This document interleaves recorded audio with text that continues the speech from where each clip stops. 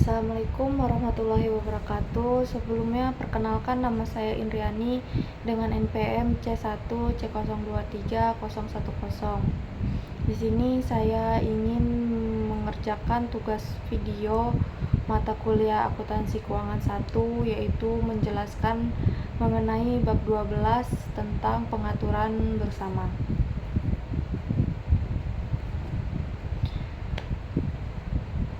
Di bagian bab 12 ini terdapat konsep dan karakteristik pengendalian bersama dan pengaturan bersama. Pengaturan bersama adalah suatu pengaturan di mana dua pihak atau lebih pengendalian bersama atas suatu aktivitas ekonomi.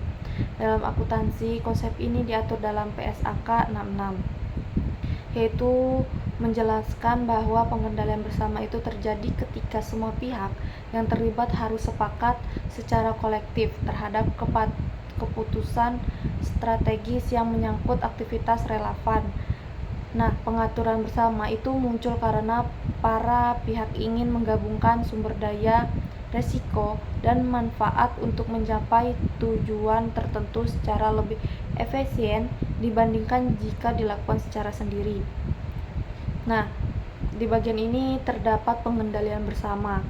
Pengendalian bersama itu adalah bentuk pengendalian yang dimiliki dan dijalankan secara kolektif oleh dua pihak atau lebih berdasarkan suatu perjanjian kontraktual. Nah, karakteristik utama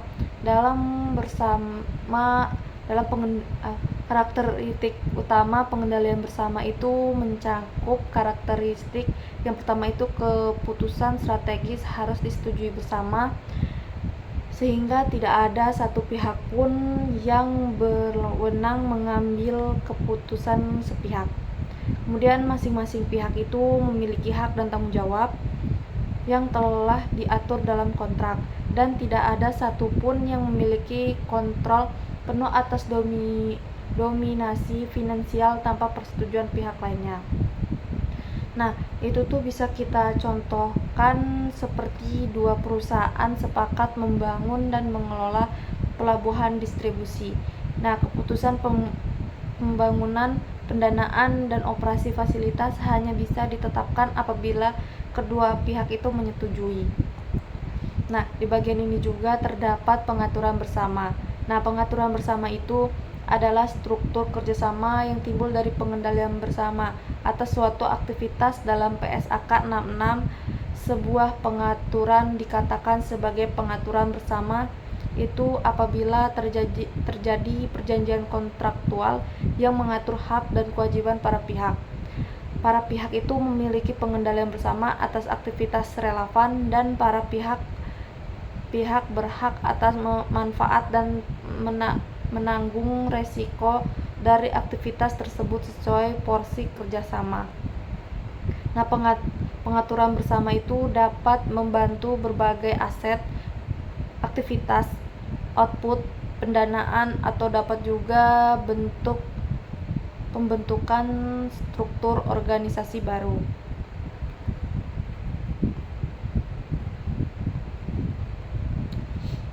Nah, di pengaturan bersama itu mempunyai jenis-jenis pengaturan bersama. Nah, menurut PSAK 66 itu mengelompokkan pengaturan bersama itu ke dalam dua jenis utama, yaitu operasi bersama dan ventura bersama. Perbedaan keduanya itu terletak pada sifat hak dan kewajiban para pihak berdasarkan kontrak. Nah, jenis-jenis pengaturan bersama ini terdapat operasi bersama. Nah, operasi bersama itu adalah pengaturan di mana para pihak itu memiliki, yang pertama itu ada hak dan aset terkait aktivitas, dan yang kedua itu ada kewajiban atas liabilitas yang timbul dari kegiatan pengaturan tersebut. Nah, pada operasi bersama tidak selalu dibentuk entitas baru. Para pihak biasanya menggunakan aset masing-masing untuk menghasilkan output bersama, lalu penanggung biaya sesuai kesepakatan. Nah, kemudian di situ tuh ada karakteristik operasi bersama. Yang pertama itu para pihak itu memiliki akses langsung ke aset. dan para pihak bertanggung jawab langsung atas liabilitas. Kemudian tidak selalu ada entitas hukum baru, dan output dibagi berdasarkan opsi yang disepakati. Nah, contohnya itu seperti dua perusahaan minyak bekerja sama untuk mengoperasikan satu sumber minyak. Mereka berbagai biaya operasional dan output minyak sesuai proporsi modal yang disetorkan.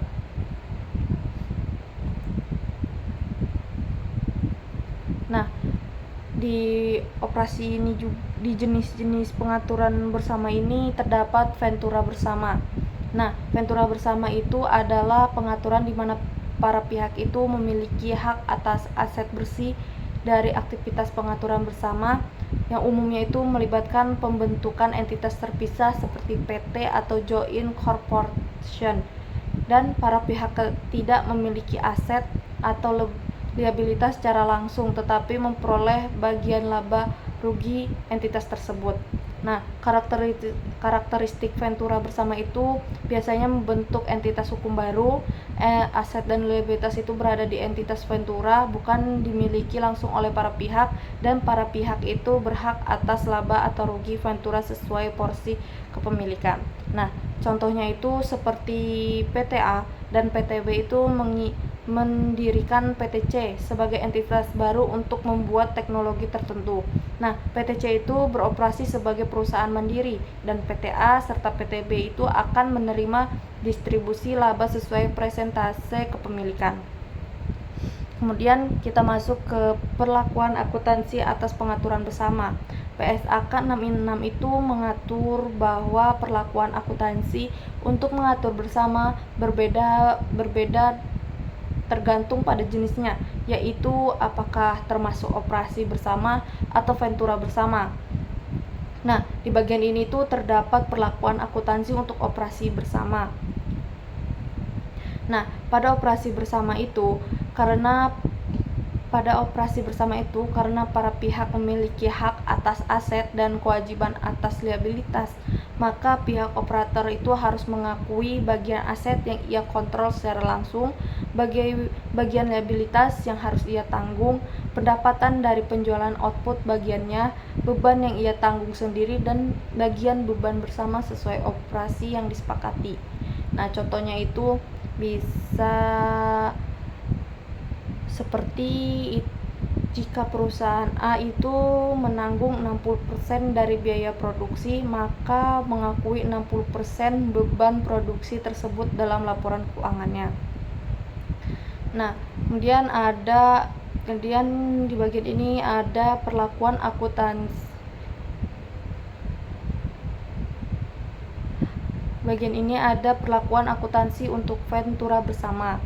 Nah, untuk ventura bersama itu, masing-masing ventura itu tidak mengakui aset dan liabilitas ventura secara langsung, tetapi para ventura itu harus mencatat investasi mereka dengan menggunakan metode ekuitas atau equitas method. Dengan metode ekuitas itu, investasi itu awalnya dicatat sebagai biaya perolehan, nilai investasi itu ditambah bagian laba ventura, dan nilai investasi dikurang jika ventura itu mengalami rugi atau membagikan dividen. Nah, contohnya itu seperti perusahaan A itu memiliki 50% kepemilikan atas ventura B jika ventura B itu memperoleh laba sebesar 100 miliar rupiah, maka perusahaan itu mengakui laba ekuitas itu sebesar 50% dikali dengan yang tadi itu sebesar 1 miliar rupiah, maka totalnya itu 500 juta rupiah. Nah, itu saja yang bisa saya jelaskan di materi bab 12 itu mengenai kebersamaan. Jika ada kurang jelas atau cara bicaranya putar-putar, saya mohon maaf. Saya akhiri. Wassalamualaikum warahmatullahi wabarakatuh.